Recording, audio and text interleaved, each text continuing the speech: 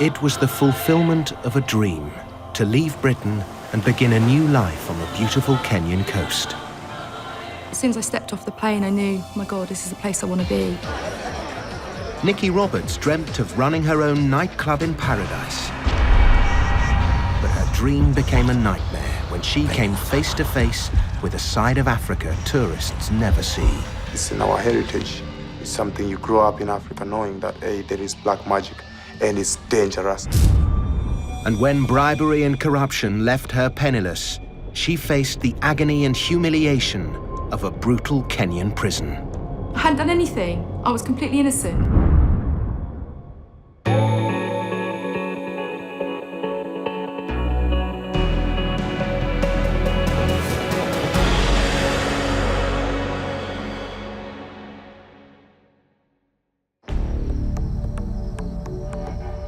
The first time I ever went to Kenya was with Robin, who was my fiancé at the time. Robin just saw it as a holiday, a nice place to go. He didn't actually sort of get sucked into the vibe, the feeling of it. Africa has a magic about it. If you're in its grip, you can't help but go back. It's just like a burning need. You have to be there, and it just drags you back, and I went again and again and again. I always said that one day that maybe I'd retire there, or I'd definitely be there one day. I knew that. But then, back in England, Nikki's life was turned upside down when her fiancé, Robin, was killed in a motorbike accident. I was in complete shock for a while.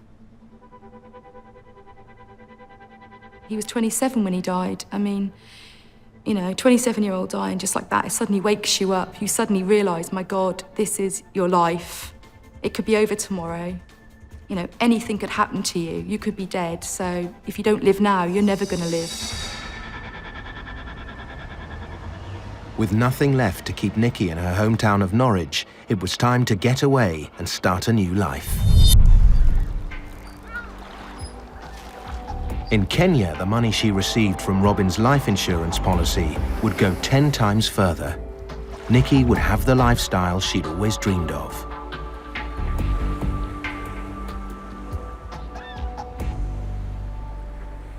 Nikki returned to her favorite resort, Watamu, on the beautiful Kenyan coast. But this wasn't just for a holiday. She'd brought with her a state-of-the-art sound system.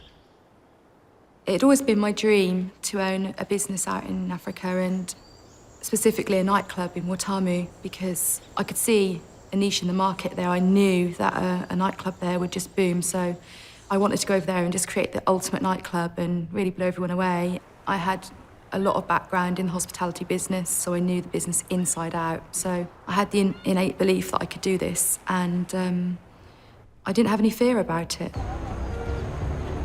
But this was Kenya, a country with plenty of red tape. Obtaining a business permit wasn't easy. If Nikki wanted to earn a living from the lucrative tourist industry, she would need help. On all my previous visits to Watamu, in fact, from the very first visit, I met a lady called Dorothy. She was such a laugh. We'd just sit on the beach all day, just gossiping and laughing. She used to also run a massage business on the beach, so often, because I had bad back from working on a computer so long in England, I decided, you know, that'd be great, and she worked on my back for me and got that sorted out. At the same time, I started mentioning about the business permit, and she told me that she knew somebody in Mombasa who might be able to help me, a lawyer, who might be able to help me obtain this Class H permit. I felt like, yeah, things are really moving now, you know, things are going my way, I can really make this happen, and I've got Dorothy by my side, I know, you know, I'm getting help. I handed over £1,300 in order to get the permit. I didn't feel alone, I felt like this can really work.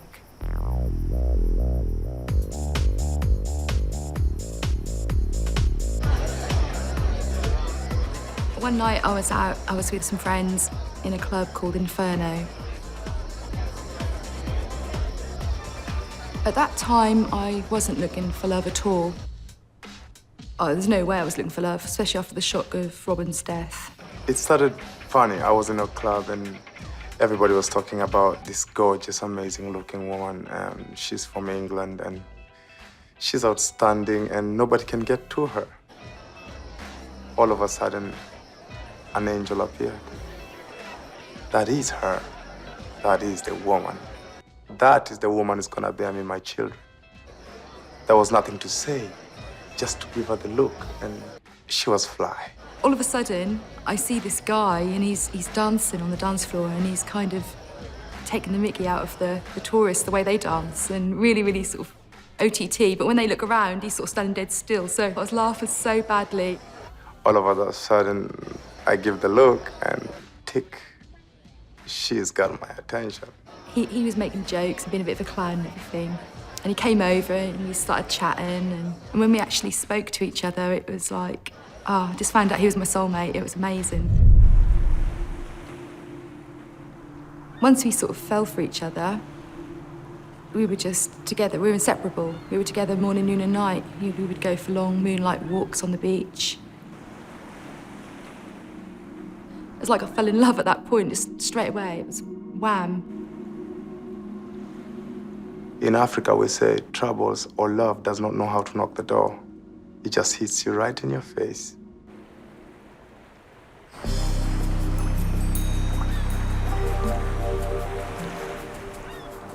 At that stage, life seemed to be going amazingly well. I couldn't hardly believe it. I was in the place of my dreams. I had, the possibility of the most amazing business. I had the most incredible bloke alive. He was just everything to me. He was my soulmate. I couldn't have asked for more. After Moffat moved in, Nikki quickly found some premises where she could set up her nightclub. She took with her the all-important business permit which Dorothy had recently obtained for her. But when she presented it to the building's owner, she didn't get the reaction she was hoping for. The permit was fake. I felt incredibly hurt, because she was like my best friend,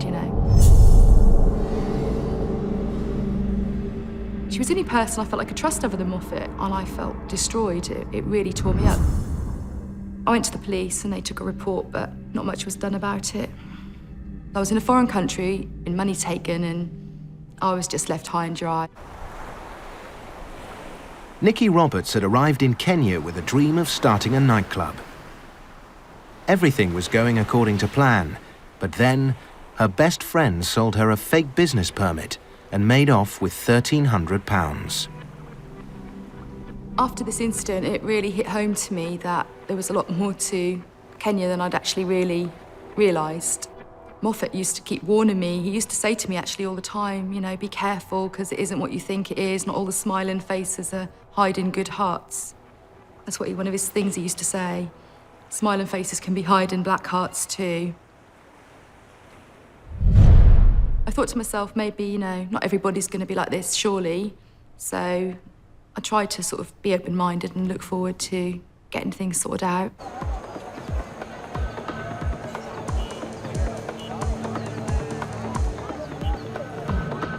That was when I was introduced to a guy called Paul, who was an elderly man. They called him an old mazet. That means like an old fella, an old chap. He knew a lot about the system, about paperwork, about documents, about how to get things. He had connections in Nairobi. And a lot of people said, yeah, he'll help you, go see him.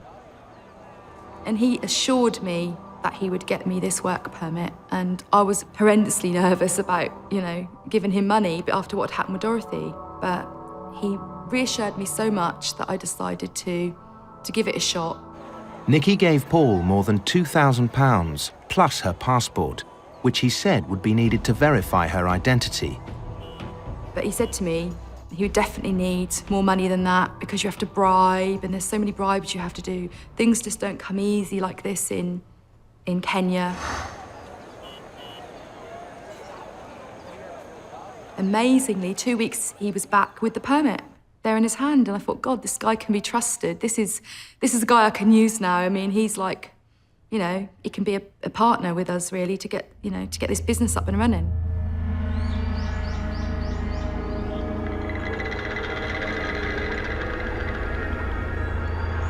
But as soon as Nikki's permit materialised, something else turned up. One day, Nikki came home and she asked me, Moff, did you put something on the gate?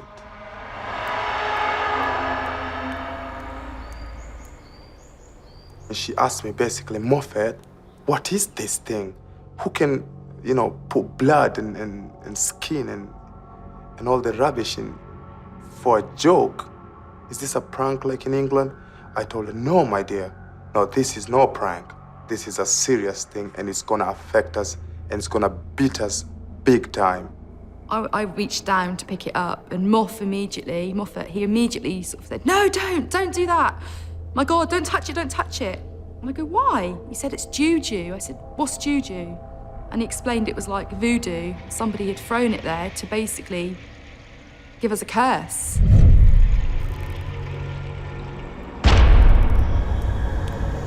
Throughout the next few days, more and more of these things arrived, but different kinds of ones. We didn't know who was doing it. We had no idea it was happening in the night, so we'd find it in the morning. And my most anxious thought was, what are they after? Who's doing it and why, really? Not long after these things were found on the doorstep, Paul drove round and was quite excited, and he sat down and said, there's something you ought to listen to, Nikki. He said that these things are dangerous. They're going to bring you bad luck. They're going to stop your business moving forward. Things aren't going to go your way. If you want to be protected, there's something you have to do. It's in our heritage. It's something you grow up in Africa knowing that, hey, there is black magic and it's dangerous.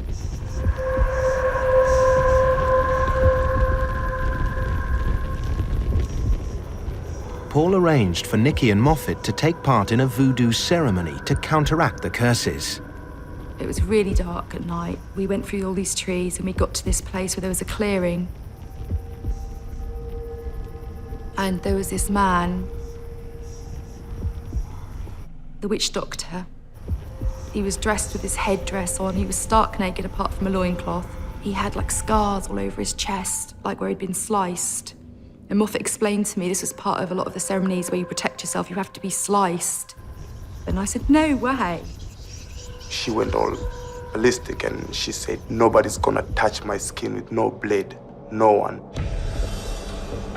Last thing I noticed was this open grave. I thought, my God, what's that for? I was like really starting to panic at this stage. Paul explained Nikki must lie down in the grave if she wanted the curse removed by the voodoo ceremony. I was like, I don't know if I can really go through with this. The whole thing was like something out of a horror movie.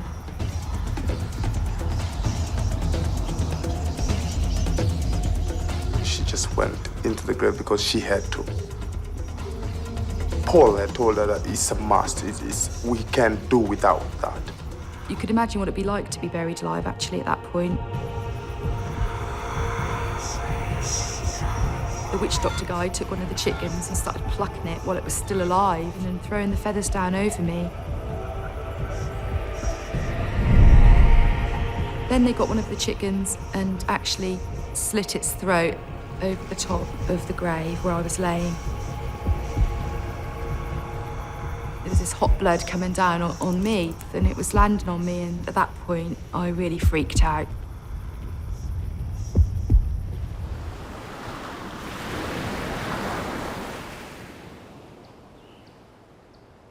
She was very shaken, very shocked. There's some things you can teach somebody, but there's some things they have to go through them for them to understand. So she went through that, and I'm ever so sorry for her. With the curse removed, Nikki could safely get on with her plans, and Paul was with her every step of the way.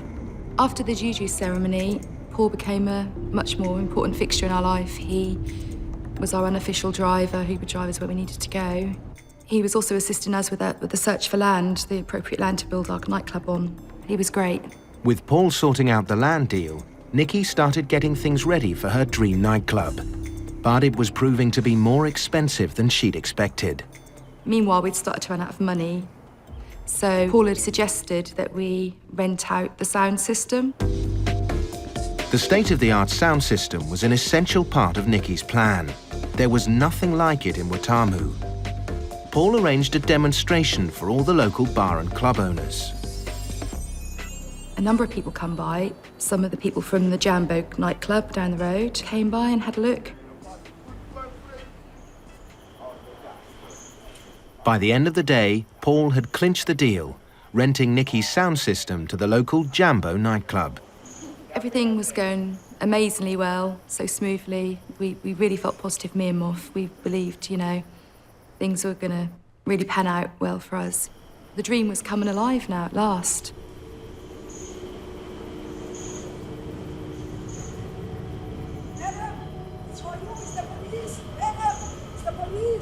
And then there was a phone call and the maid came running with a phone. The police are on the phone, the police are on the phone. I was like, oh my God, what is this? What is it?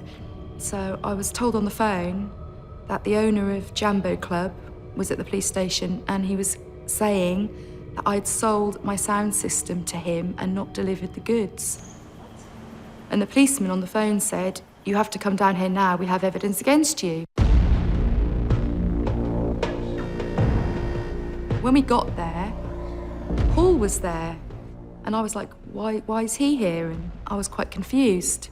And the police were saying, what have you done with the money? And they said, we have documents. And they came over with this and tried to thrust it in my hands. I said, take it! And I said, no, you're not going to get me to touch that. My prints are nowhere on that, I can tell you now. They said, we have your signature. I was absolutely amazed at how my signature looked. It did look like my signature. The only person who knew my signature and who had a copy of it was Paul. It also had my passport number on there. And I couldn't believe it. As I read further, I saw that Paul was actually written as the person who'd done the deal. And I said, what's going on, Paul? What is going on? He didn't say anything. I started getting very angry at this point, started screaming, what have you been playing at? This was obviously some kind of scam. How could he be involved in this? He was our friend. So I started to think, my God, this man, what about all the money I've given him? Scrawling off a IOU whenever I gave him money, sometimes 200 here, 100 there. I just couldn't understand. I mean, this was our friend.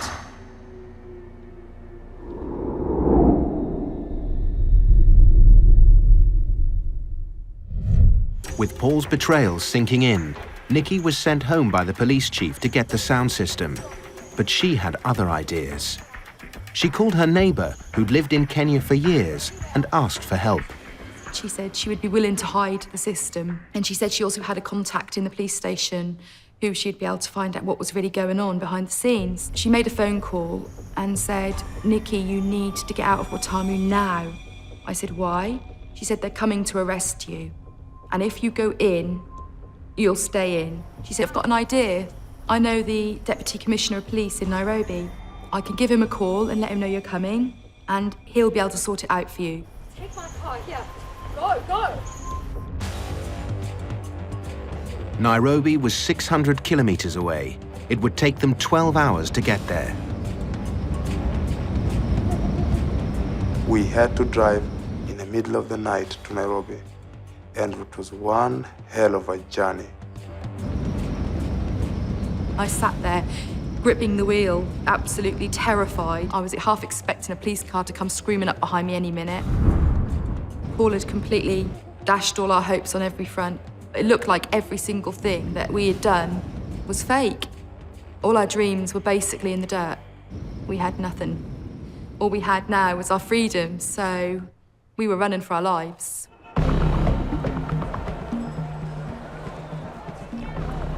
Nikki and Moffat arrived in the Kenyan capital. They began putting the pieces together. Paul, Jambo Club owner, and the head of the police station were all of the same tribe. That might not mean much in England, but in Kenya it was a big deal because somebody of your tribe is like your brother and you'll do anything to help them. And more than likely the whole idea had been to frighten me so much I would have handed the sound system over. And literally they would have got the system for peanuts. We realised that was the lowest point we'd reached so far. Everything was in tatters. We didn't know what to do. We had no land, no money, no job. Things were looking really black. When we entered the office, the commissioner sat there behind his desk, and I would have thought he'd been quite a scary figure, but he wasn't. He was He was very friendly, he had a big beaming smile on his face, and he welcomed us, he shook our hands and told us to sit down. And then he said, "What can I do for you, my dear?" So we told him the story. We said, you know, exactly what had happened, and he then proceeded to ask us for 7,000 shillings, which in English money at the time was about £70. We gave him the money. I said, "So what's going to happen? Are we going to be okay? You know, is it going to be sorted?" And he said, don't you worry, be at home in Kenya, feel at home." And I said, "Right, well, I still don't know what's going to happen. Can I go back and not be arrested? Is it safe to go back?" And he said, no, it's fine, I'll sort it, don't worry." So I thought, well, nothing more I can do about it, and I just had to leave because he wasn't going to say any more.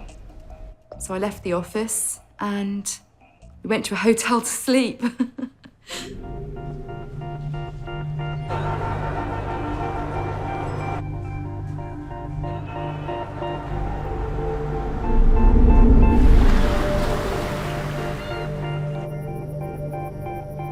When Nikki and Moffat returned to Watamu, they found the commissioner had been true to his word. He'd sacked the local chief of police. And there was some other good news. We discovered that Paul now had a warrant for arrest against him. So he'd gone on the run. At the same time, we started having really strange things happening in our house. It had a really dark sort of quality. We started feeling uneasy. We had lights flickering on and off. We would start to hear sounds outside which we couldn't identify. It might sound crazy, but this really happened. The maid ran. We didn't see her again for days. And Moffat said, "There's juju going on again."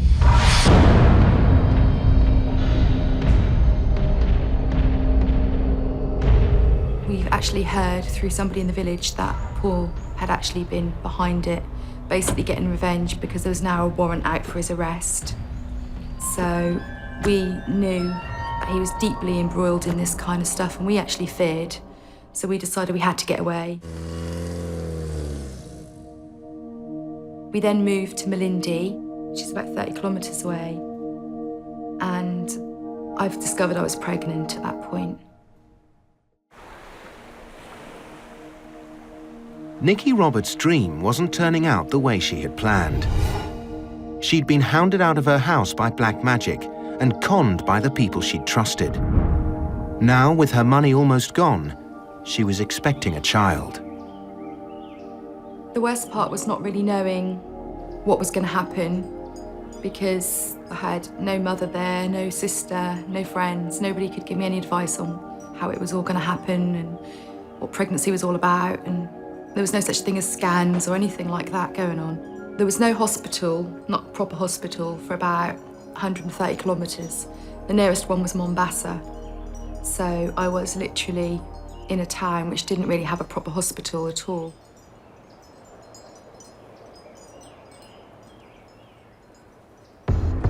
All of a sudden, my waters broke and I was in the most unbelievable pain. There was no pain relief of any kind. I just had to get on with it. After 24 hours, Nikki and Moffat realised they needed medical help. A local private clinic was the closest port of call. Nothing was happening. I wasn't dilated. So we phoned the clinic and they said to me, if this carries on much longer, you're going to have to go to hospital and have a cesarean because you can't go more than 24 hours because the baby could suffer as a result. And they said they needed £500 up front. I didn't have £500, I was broke. So I was faced with the only alternative, and that was to go to the local hospital where the local people went, and off we went.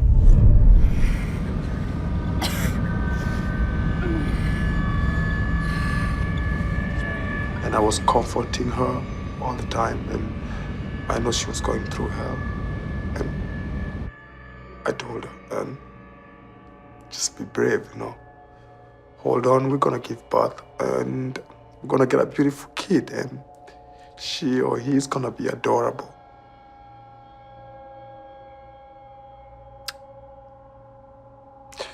But then it was not. They left it.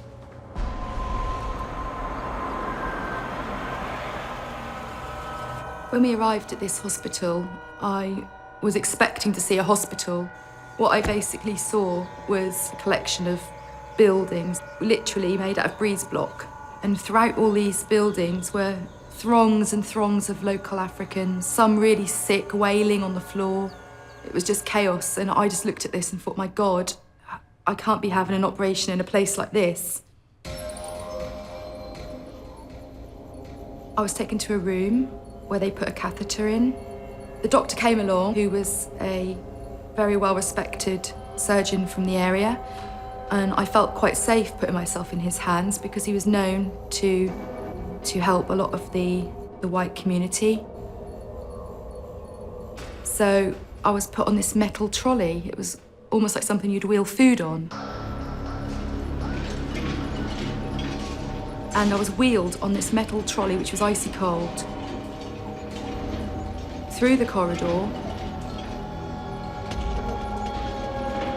and straight into an operating theatre. I was then laid out on the operating table where people were actually arranging the knives and sorting the knives and scalpels and everything out right in front of me. This was completely scary. I was panicking. I didn't know what to do, and the next thing I know, I'm being put under.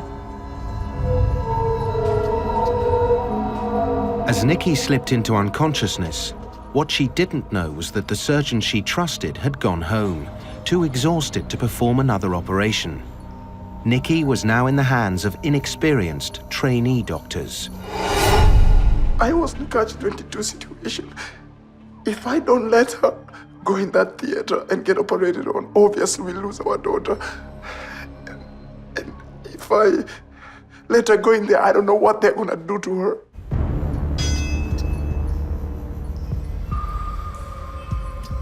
The next thing I remembered was being dragged up as if from somewhere really deep to the feeling of the most unbelievable pain I have ever felt in my entire life.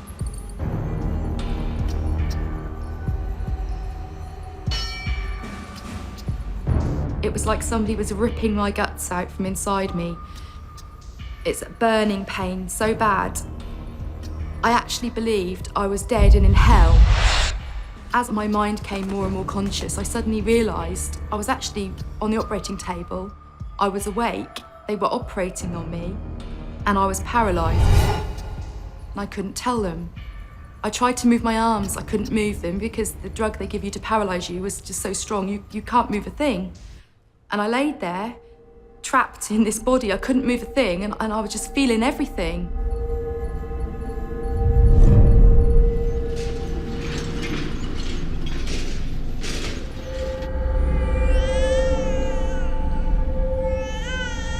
I prayed and prayed, and about 30 minutes later, I heard a little voice. Oh.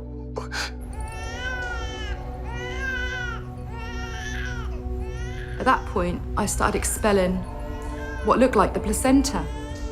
So they hadn't even removed it during the operation, it was just left there. Another thing I could have died from.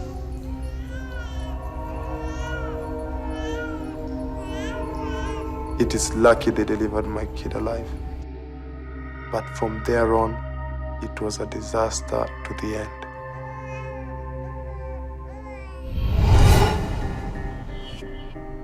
They ripped my wife to bits, and I don't think I'll ever forgive those people.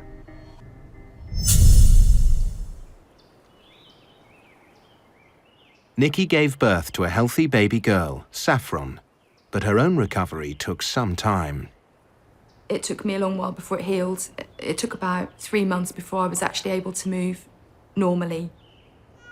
I couldn't do anything that was like dancing or running or anything that involved serious activity. I could move around, walk, but that was about the limit of what I could do. The reason I decided not to go back to UK at that point was the fact that facing defeat, giving in, I didn't want to go back and people go, you see, we told you so. I didn't want to face that. I was too proud, maybe wrongly, but I thought, right, I'm going to battle this, I'm going to win this, I'm going to make this happen. I still got my dream, it can still happen. I'm going to do it.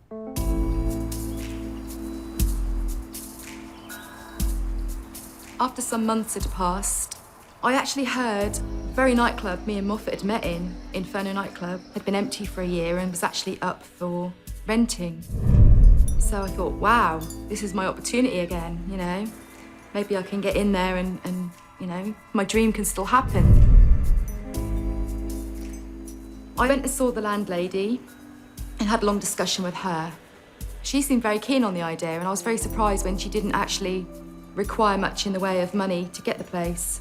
She made an agreement with me that I could offset the cost of me doing the place against the rent. I basically got the roof repaired, painted it, did basically most of the superficial stuff, and we were open in time for Christmas. And the place became a massive hit. Everything was brilliant. You know, this was what I lived for. This is what I wanted. My little girl was being cared for by her own personal maid. Not ideal, but I had to make a living. Everything looked to be going fantastically, but then we started having problems.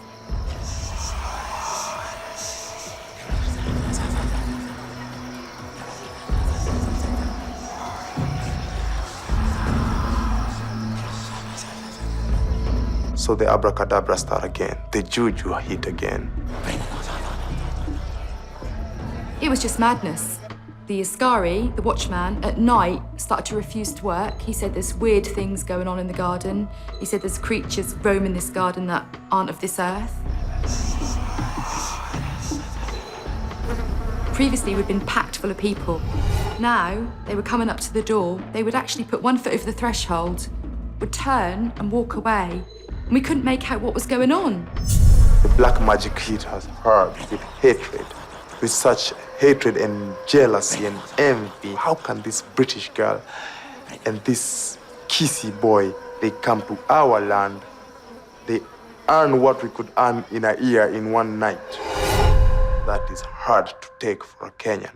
We keep running out of supplies all the time, so again, the customers were getting annoyed because they couldn't get this drink or that drink.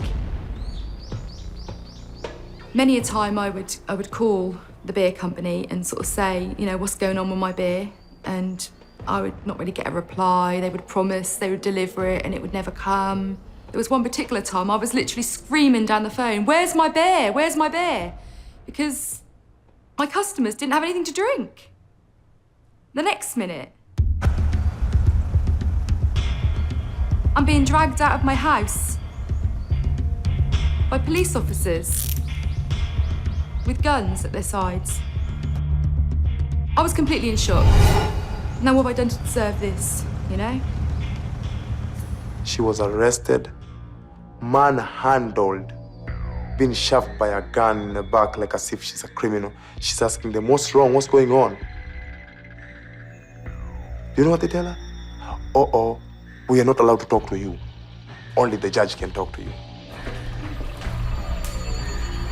From there, I was dragged into the chambers where the magistrate was. She didn't see me in court. I was dragged into chambers. Miss Roberts, you have committed a serious crime. And I was given a paper saying, you're being accused of an electricity bill which you haven't paid. You've broken some furniture in the nightclub and the landlady's got a complaint against you. And I'm like, what are you talking about? I don't know anything about this. This is rubbish. And anyway, I set up the electricity bill in my name. It's nothing to do with the landlady. It's between me and the electricity people. They said, no, the bill is this much and you have to pay money. I said, but I don't have any money. And the magistrate said, if you don't pay 300,000 shillings right now, which was about £3,000, you're going in. And by going in, that means going in prison. I said, where am I going to get that money from? She said, okay, that's me for the day. She can go in.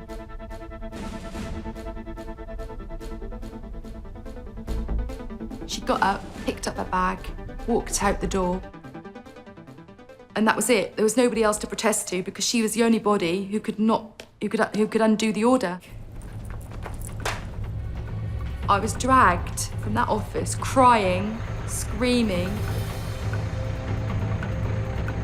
I saw Moffat down there, and I was screaming at him, help me, do something about it, quickly, do something. I don't want to go to prison. She's coming outside, been pushed all over the place by the back of the gun. I'm trying to comfort her, telling her, be sure that I'm gonna come. I'm gonna be there for whatever it takes. I'll make sure I'll protect her. Deep inside, I knew no matter what, for that night at least, I was going to prison. There was nothing they could do because the magistrate had gone home. I was thrown on the back of this truck with all of those women from the holding cells on this big open back truck where everybody could see you. So we drove off.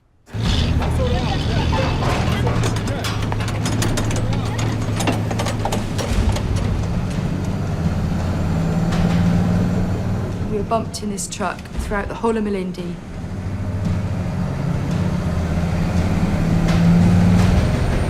There were people watching from the side of the streets. Of course, they're going to stare at a white person in the back of a prison lorry. I was an oddity. I felt like that small. It was humiliating. It's almost like how the mighty have fallen, because one minute I'm like this nightclub owner and I've, living my dream, and all of a sudden I'm a bloomin' criminal. And that's how I felt. I felt shame, as if I really was a criminal, even though I'd done nothing wrong.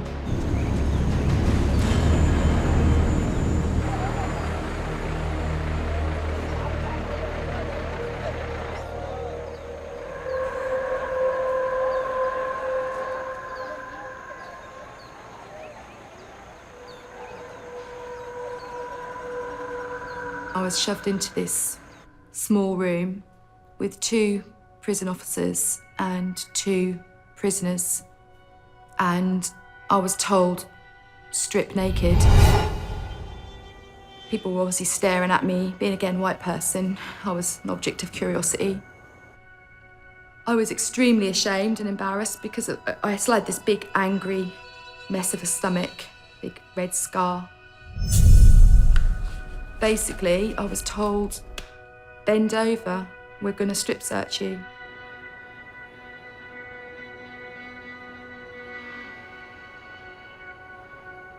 And they did an internal search, and it was painful, and it was embarrassing, and I've never had anything like that done to me before. And I felt, I don't know, I felt like dirt. This is a woman who's never seen this kind of treatment in her life. And she's not even healed up properly. And they're laughing, saying, oh, you think this is Europe where you come here, you're given your PlayStation in jail? This is not jail, this is remand, and you better get used to it, or else we're gonna make you black even if you're white.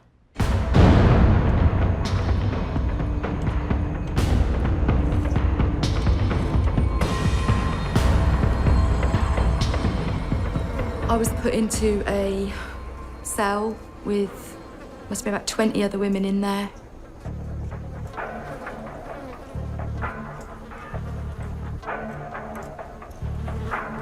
I was basically told to sleep on the floor, so I sat in a corner and cried and wondered what I'd done that was so bad.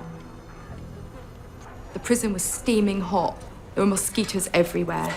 I'd already had malaria 5 times throughout my time of living in Kenya, and I could see it happening again very easily.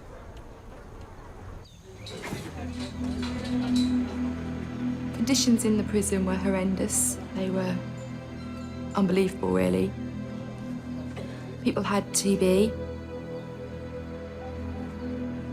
They had HIV. One of the worst things that happened has got to be when they make you kaba.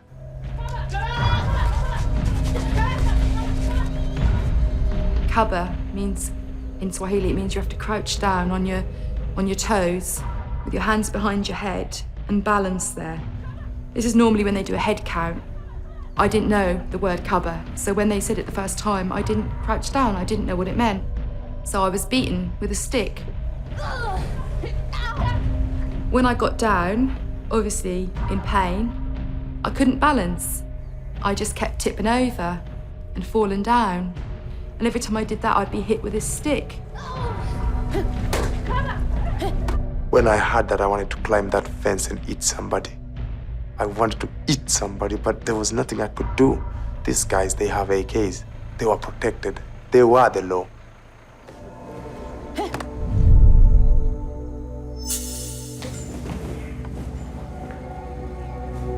Day after day went by and I had no idea if I was going to get out or how I was going to get out. I thought that was it.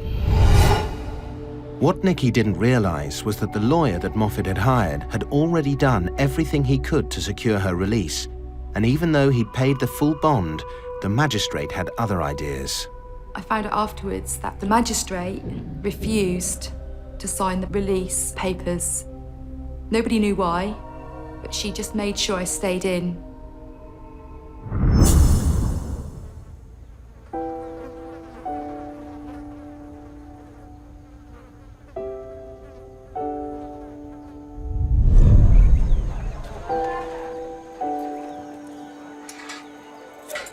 After 10 days in prison, the magistrate finally released Nikki.